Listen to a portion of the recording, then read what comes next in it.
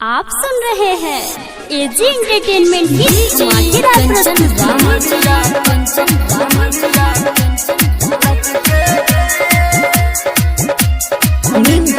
चौसीमा Vaishali.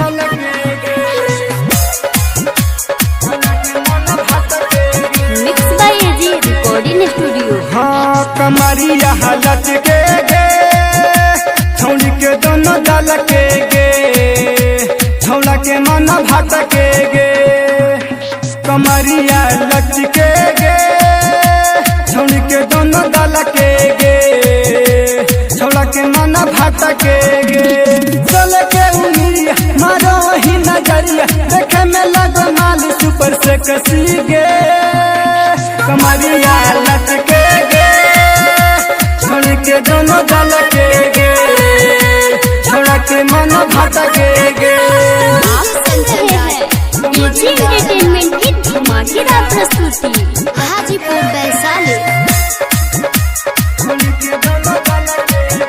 Mix by AG recording studio. जब से देखलियो तोरा के छौड़ी होते न हमरा बर्दाश्त के चढ़ल जवानी के पानी पिया दे लागल है हमारा प्यास गे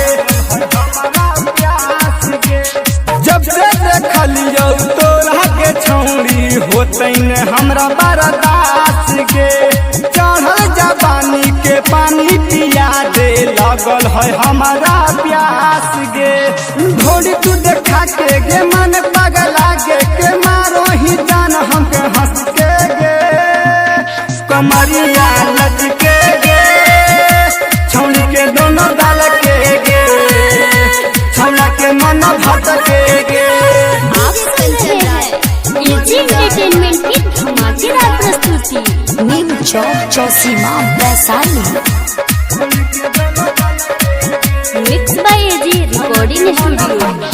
राइटर लड्डू राजवीर के छौड़ी आज न तोरा छोड़ी गुड्डू प्रेमी रवि रूपेश परती धरती कोड़ी